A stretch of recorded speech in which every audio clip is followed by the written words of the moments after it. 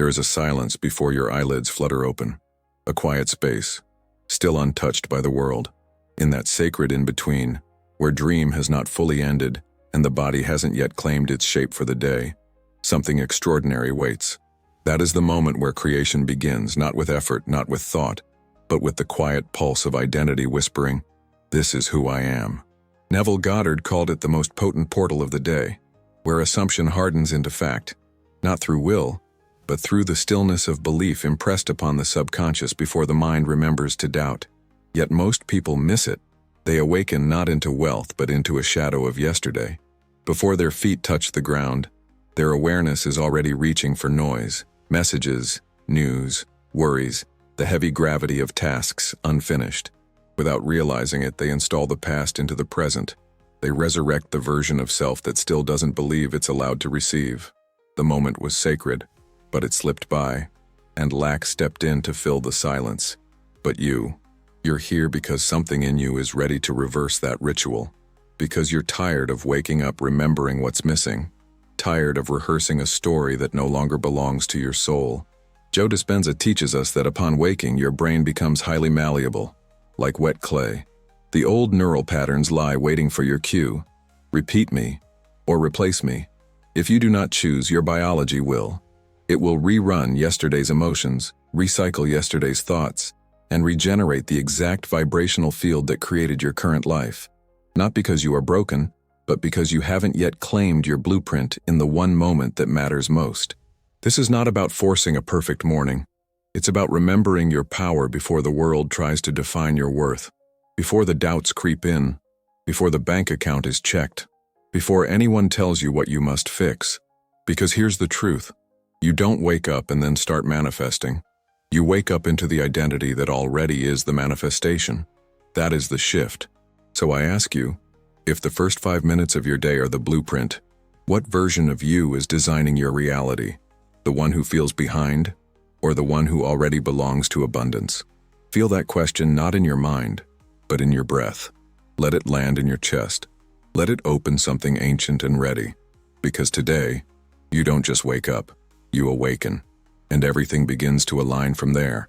Why waking up in lack is a form of identity relapse. It's not your alarm that wakes you, it's your memory. The body stirs, the breath returns, and without noticing, you reach for the same self you wore yesterday, the one that still believes there's something missing, the one that opens its eyes not with peace but with pressure. This is what Neville meant when he said that we resurrect ourselves each morning, not in the way we desire, but in the way we unconsciously remember.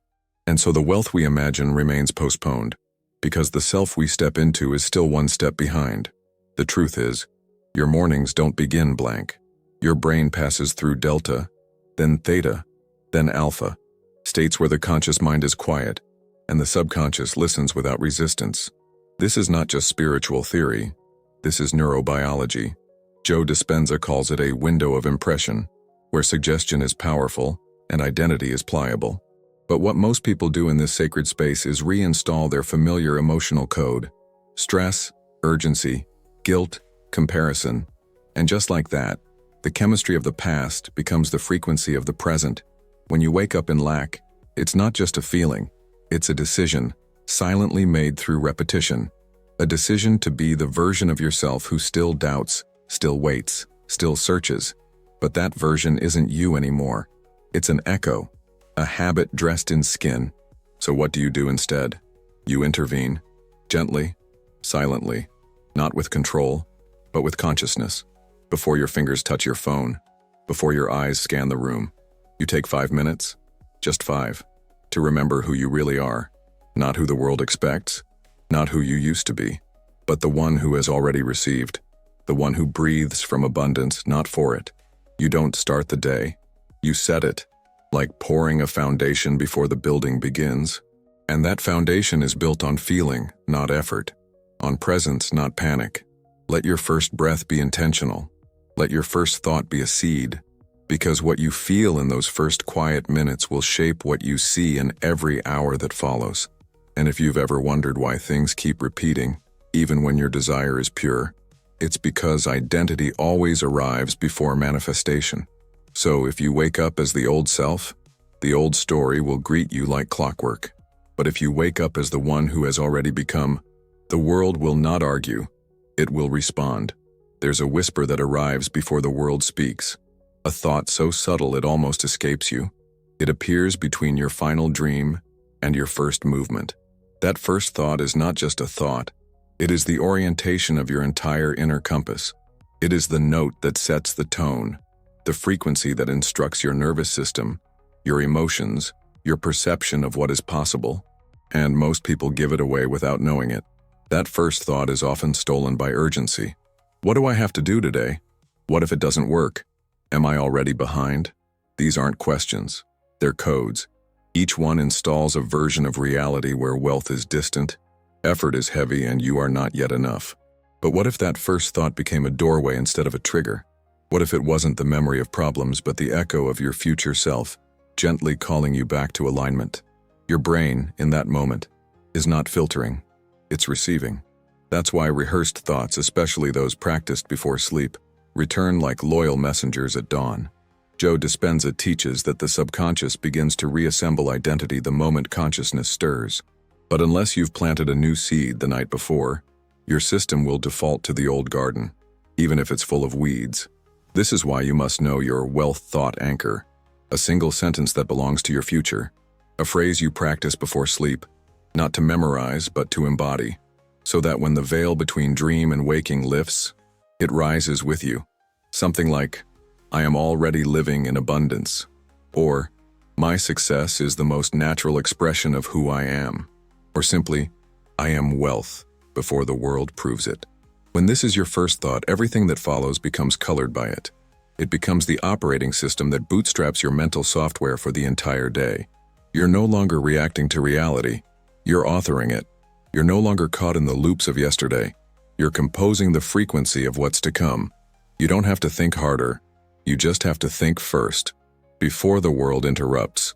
Before memory returns. Before fear has time to dress up as logic. And the beautiful truth is, you are never more powerful than in that one quiet thought that arrives before anything else. Because that's not just the beginning of your day. That's the moment you become who you really are. The artist who woke up into a new reality. She used to dread the morning. Before her eyes even opened, her chest would tighten. The familiar weight would return. The one that whispered, "You're still behind. You haven't made it." Nothing changed. She was a gifted artist, but her inner world was ruled by scarcity. Not just financial scarcity, but an emotional one. A belief that her success was something she had to chase, prove, or earn. And each morning, like clockwork, her body remembered failure before it remembered possibility. But something inside her shifted, not through a course or a breakthrough moment, but through a voice memo. 90 seconds. That's all it was. She recorded herself late one night, speaking as if she already was the successful, thriving creator she longed to be. Not pretending, but becoming. She didn't try to sound confident. She spoke softly, as if her future self was reminding her of a truth she had forgotten. I am an artist whose work transforms lives. My presence magnetizes opportunities. My creativity is sacred currency. She played it each morning, before thought could resist, before the day could invade. And slowly, something rewired. She wasn't just listening, she was remembering. And what followed was not magic, it was alignment. Her posture changed, her colors became bolder, her emails felt easier to send. And within weeks, she was invited to exhibit in a space she had once considered out of reach. Not because she had become someone new, but because she had stopped waking up as someone old. This is what it means to install a wake-up audio signature. Not a motivational pump-up. Not a script to impress your mind, but a vibration to restore your soul. It speaks directly to the part of you that already knows. The one who doesn't need to chase, only to recall. Neville would say, your only job is to feel it real, not later, not after proof, but now. And she did. Not with effort, but with presence. She stopped waking up as her past, and began to rise like sunrise. Slowly, softly, but with inevitability. Because when you wake up as the one who already has, the world doesn't argue. It shifts to meet you. If this is speaking to a part of you that already knows, check the pinned comment. There's something there your current self didn't expect. but your future self will recognize. Beware of the to-do trap first thing in the morning. There is a subtle illusion that steals your power as soon as you wake. It looks like productivity. It sounds like motivation, but it's actually a trap, a mental reflex that says, "What do I need to do today to fix my life?" The to-do list becomes a mask, hiding the deeper truth. Most of us wake up not into our identity, but into our anxiety. We believe that unless we act, perform, achieve, or produce, we are not yet worthy of the wealth we desire. This trap is seductive. It whispers, "You must start running now, or you'll fall behind." But what if that urgency is the very vibration that keeps abundance at bay? Because when you wake into task mode, you bypass the most important step of creation, being. You begin to solve problems that your unaligned self created. You start from lack, and then wonder why effort feels heavy. You are not meant to live your life in a checklist. You are not a machine of accomplishment. You are a field of energy. And the energy you start your day with is what echoes through every hour. That's why instead of asking, "What do I need to do?" the deeper question is, "Who am I being right now?" What is the emotional signature you are wearing before the world sees your face? Begin with identity. Begin with essence. Begin with a 3-line reminder, not of your tasks, but of your truth. Something like, "I am the calm presence that magnetizes success. I am the one who walks in inner wealth. I am the frequency that life responds to." This is your to-be list, not a fantasy, a frequency, not something you achieve, something you allow. Neville would say, "Assume the feeling of the wish fulfilled, not later, now." And this assumption isn't a mental exercise. It's an emotional claim, a vibrational crown. You don't earn it through performance, you wear it because it's already yours. When you be before you do, your actions flow from alignment, not from panic. Your decisions carry the scent of your future, not the weight of your past. And what once felt like hard work now feels like resonance, because you're no longer trying to become. You're simply expressing who you already are. So before you check your list, check yourself, not the one you were yesterday, but the one who already knows. Abundance isn't something you chase. It's something you remember. And it begins the moment you rise, not to do, but to be. Expectation is not neutral. It is the silent architect of what your eyes will soon see. Every morning as your consciousness re-enters the body, it scans for instructions. Not instructions of movement, but of meaning. Who am I today? It asks. And the answer is rarely conscious. It's embedded in the emotional residue of the night before. This is where the unseen habit begins, not in behavior, but in belief. The Pygmalion effect reveals this truth. What you expect of yourself becomes a prophecy. If you expect struggle, your nervous system prepares for resistance. If you expect ease, it scans the world for flow. You don't see the world as it is. You see it as you are instructed to believe. And those instructions begin before sunrise. But here's the paradox. Most people try to reprogram their days during the day. They fight against momentum already set in motion. They swim upstream in a river they unknowingly poured themselves. The secret isn't in correction. It's in preparation. Not trying to control the morning when it arrives, but seeding it the night before. That's why the final thought before sleep holds more power than all the plans you write down. Because as you drift into theta, where imagination becomes instruction, your subconscious listens without filter. It doesn't ask if what you feel is logical. It asks if it's repeated. So when you write one line of identity before bed, not as a task but as a tender offering, you begin to write the script of your morning mind. Not goals, not demands. Just one truth you wish to wake up with. I wake as the one who already receives. I rise as the embodiment of overflow. I am no longer waiting. I am welcoming. And when that line becomes familiar, it enters the dreamscape. And when you stir again at dawn, your being knows where to return. Neville taught that imagination is the language of God, and God listens best in silence. So let your night become a conversation with the dawn. Let your inner reality rehearse what the outer will soon reflect. Because the roles you cast in sleep become the characters of your day. You are not just the dreamer, you are the author. And when you expect your morning to be rich with meaning, the universe responds not with coincidence, but with coherence. So tonight, let the script begin. And tomorrow, Let your body remember what your soul already knows. You are not waking up to become. You are waking up as the one who already is. It happens in the smallest moment. Your hand reaches for your phone. Before breath deepens, before your body even remembers how it feels to be alive, you're already seeking something. A message, a number, a notification. And beneath that action lies a silent belief. I am not complete until something responds to me. This is not just a habit. It's a ritual of lack, repeated daily, internalized completely, and almost never questioned. Each morning, the nervous system awaits instruction, not from the outside, but from you. And when the first signal you send is one of external dependence, you install a frequency of absence, of separation, of scarcity. You say to the universe without words, I need something to change me. But that is the great reversal.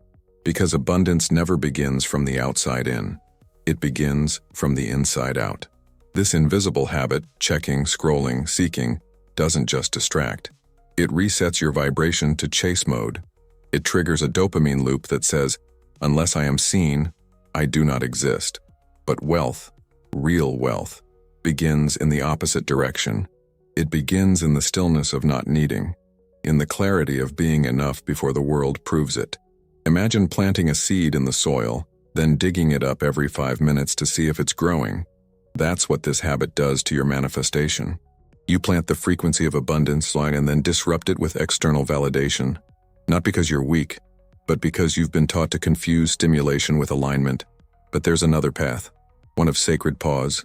You delay the noise, not to punish yourself, but to return to your center. You give yourself 30 minutes, just enough time to install the frequency of who you truly are, before the world projects who it thinks you should be. In that space, you anchor, not to prove, but to remember. You become your own signal, your own response, and from that inner stillness the external begins to reorganize, not to rescue you, but to reflect you. Neville didn't teach us to attract, he taught us to assume. An assumption doesn't need confirmation, it only needs presence. So when you wake tomorrow, feel into this question not with your mind, but with your body. Am I reaching for proof, or am I resting in knowing? Because what you do in those first silent minutes matters. It doesn't just shape your day, it shapes your identity, and the self that is no longer seeking is the self that is finally ready to receive. Why you can't maintain wealth, vibration all day, and how to fix it. You start the day with good intentions, a breath of gratitude, a whispered affirmation, a gentle vision of the life you're creating. But then, something shifts. The hours move forward, and the feeling fades. By noon, you're reacting again, doubting again, grasping for something to pull you back into alignment. It's not that you lack belief, it's that the morning spark wasn't deep enough to carry you. The truth is, intention without emotion dissolves. Visualization without embodiment drifts into fantasy. You can say the words, but if they don't live in your breath, your posture, your chemistry, they don't imprint. Neuroscience confirms what the mystics always knew. Your brain rewires through repetition plus emotional intensity. One without the other is like lightning without thunder. Light, but no sound. A glimpse, but no transformation. This is why your wealth identity must move through your body, not just your mind. Because the body is the subconscious. The body is the proof. The body holds the echo of your beliefs long after your words have faded. So if you want your vibration to last, you must weave it into sensation, into rhythm, into breath. Each morning, don't just sit and think abundance. Stand in it. Speak it. Move with it. Let your breath match the energy of overflow. Let your voice carry the resonance of someone who already has. Let your shoulders carry the memory of being chosen, not chasing. This is the Wake Up in Abundance circuit, a ritual not of effort but of integration. Just a few minutes where mind, heart, and body agree. This is who I am now. Neville said, you must enter the feeling of the wish fulfilled. And feeling is not thinking. Feeling is physical. Feeling is emotional. Feeling is experiential. So you don't just imagine wealth. You breathe as if wealth is your baseline. You move as if certainty is in your muscles. You speak as if your voice carries the signature of arrival. This is not performance. It is practice. Practice becoming the frequency that your future already recognizes. Practice staying in the state long enough for it to stick, because abundance doesn't come to the one who wishes. It stays with the one who embodies. So if you've struggled to hold the vibration, it's not a flaw. It's just a signal. Your body is asking to be included, and once it is, you will no longer need to remember the feeling. You will become it, and what you become becomes your reality. Again and again, without effort, without chase, just resonance, just return. Before the noise of the world began, before the messages arrived, and before the day took shape, the Stoics sat with themselves, in silence, in presence, in choice. They didn't wake up asking what would happen that day. They asked who they would be within it. They didn't prepare to react, they prepared to remain. This wasn't detachment, it was sacred grounding, a knowing that while they could not command the winds, they could become the mountain that withstood them. And that choice, made before sunrise, was their greatest form of wealth. We live in a time that reveres motion. The second the eyes open, the race begins. Goals, metrics, deadlines, comparison loops. You might believe you're being productive, but often you're just being swept. Swept by a frequency that begins outside you and pulls your identity into its orbit. But what if that very momentum is the true illusion? What if being reactive first thing in the morning is not natural but conditioned? And what if the very power you've been chasing all day was meant to be claimed before the day even began? The Stoics understood something we've forgotten, that the world outside does not decide your inner state. The inner state decides how you experience the world. They would rise with contemplations like, what is truly within my control today? And who am I willing to be even if nothing goes my way? These weren't just mental exercises. They were vibrational anchors, emotional armor not against the world, but for the soul. They didn't ask for ease. They asked for clarity. They didn't pray for comfort. They practiced presence. And this is what waking in abundance truly means. Not waking with a full schedule, but waking with a full self. It means beginning not from proof, but from principle. Not from results, but from identity. Because if your morning depends on what the phone says, what the market shows, what someone texts, then you are living as a responder, not a creator. And creation cannot begin from doubt. It must begin from direction. And direction, when set early, carries the power to shape the entire field of experience. You see, your first thoughts are not just cognitive, they are chemical. Your identity, your energy, your physiology, all respond to the signals you emit upon waking. If you emit anticipation, your nervous system prepares to receive. If you emit worry, your system braces for defense. The Stoics didn't have neuroscience, but they had awareness. And awareness, when practiced, becomes the most advanced spiritual technology you could ever use. So what does it mean to wake with sovereignty? It means your value is established before the first email arrives. It means your breath is deep and steady, not because everything is okay, but because you've chosen to begin as someone who is already okay. It means that the external does not command your focus. You command what enters your awareness. And yes, this is a practice. It may not feel natural at first. You may feel pulled back into loops of scarcity, of proving, of pressure. That's not failure. That's residue. Residue from a life of responding, not remembering. But each morning is a new threshold, a portal where you get to choose again. Will I rise as a reaction, or will I rise as a reference point for the reality I am becoming? Your morning sovereignty mantra is not a mantra in the traditional sense. It's a vibrational mirror, a single line that returns you to essence. Perhaps it sounds like, I begin from fullness, not from search. Or, I create not to receive, I receive because I create. Or simply, I am the still point within the storm. Neville might not have used Stoic language, but he lived the same truth, that the world outside rearranges itself to reflect your inner assumption, and the assumption that holds the greatest power is the one you install while the world is still silent. So tomorrow, before the world pulls at you, listen, not to the voices outside, but to the one inside that remembers, the one that doesn't need permission to feel worthy, the one that doesn't need to chase calm, because it already is. This is how the Stoics woke. This is how your higher self wakes. And this is how you begin to walk through life, not as someone waiting for alignment, but as someone who brings it with every breath. There is a cruel paradox that so many live inside without ever questioning it.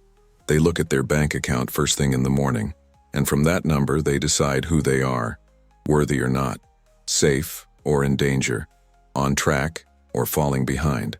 In a split second, their entire identity is outsourced to digits on a screen. But those digits are not truth. They are echoes, reflections of past beliefs, past assumptions, past vibrations. They are not the cause of your wealth. They are the result. And the cause begins again every single morning in the invisible spaces between thought and breath. Neville Goddard taught that the outer world is nothing more than a delayed mirror of your inner state, which means that no matter what appears in your bank, your inbox, or your timeline, it has no authority over what you choose to be. But this choosing isn't conceptual. It is felt. It is lived. It must be installed like a frequency, not analyzed like an idea. And that's where the 3-step model comes in. Not as a technique to fix something broken, but as a simple return to the power you already hold. A morning formula that anchors you in the identity of abundance before reality has a chance to distract you. 3 steps, done with intention, felt in the body, chosen in silence. Step 1 is interrupt. This is the moment you break the automatic, the moment you catch the mind as it reaches for the past. Before it checks, compares, or calculates. You don't argue with the thoughts, you simply pause, breathe, interrupt the loop. Even 10 seconds is enough. This pause is not emptiness, it is power. It is the sacred space where new identity can enter. Step 2 is insert.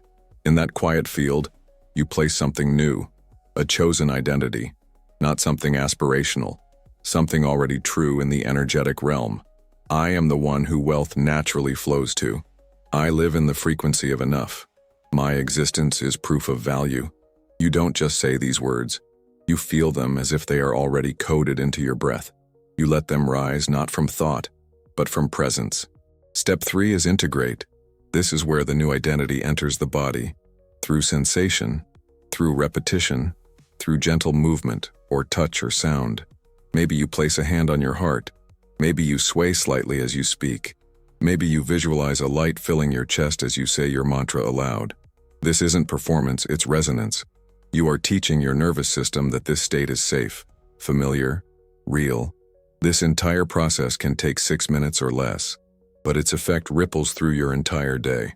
Because when you begin as the one who already is, the world doesn't have to convince you. You don't look for signs. You become the sign. You don't chase alignment. You radiate it. And the outer world must respond, not because you forced it, but because it has no choice but to mirror the truth you have chosen within. This is your sensory wealth wake-up sequence. It does not depend on motivation. It does not depend on what you see in the physical. It depends only on your willingness to be the cause again. And when that becomes your new ritual, morning after morning, something extraordinary happens. The digits begin to shift, not because you chased them, but because you became the frequency they belong to. You see, reality doesn't respond to your bank balance. It responds to your broadcast. And the most magnetic broadcast is made not with effort, but with presence. Not with desperation, but with inner certainty. So tomorrow, when your eyes open, remember, wealth is not something you look for. It's something you wake up as. And when you wake up in wealth, even if nothing has changed, everything begins to. If you master the morning, you multiply the money. The way you wake up is not neutral. It's not casual. It's creation. Neville Goddard said, "The state you assume upon waking governs your day, because that moment is your most direct access to the subconscious. Before thoughts gather, before roles return, there is you, pure, receptive, ready to install either your old story or your new identity." Joe Dispenza reminds us that the brain is most reprogrammable in those early minutes. The chemistry of identity is fluid, and if you do not consciously choose who you are, the past will choose for you. That's not weakness, it's default, and you are not here to default, you are here to design. Your wealth is not built by force, it's built by frequency, and the most magnetic frequency is born before the world interrupts. It's born in how you breathe, how you feel yourself, how you choose, even before action, to be the one who already has, the one who already is. It's not about chasing the result. It's about broadcasting the reality you belong to. Not at noon, At dawn, when the veil is thinnest and your soul is closest to memory, so pause each morning before the world arrives. Don't wait for signs. Be the sign. Don't rush to produce. Sit in presence, because if you master that sacred hour, if you wake with truth instead of tension, you won't need to multiply effort. You will multiply resonance. And resonance, not labor, is what draws wealth into your hands. Quietly, consistently, powerfully, like sunrise, steady and unquestioned. It rises. So do you. And the world, inevitably, follows. Now, if this message touched something real in you, check the pinned comment. Something there is waiting to meet the version of you that's already arriving.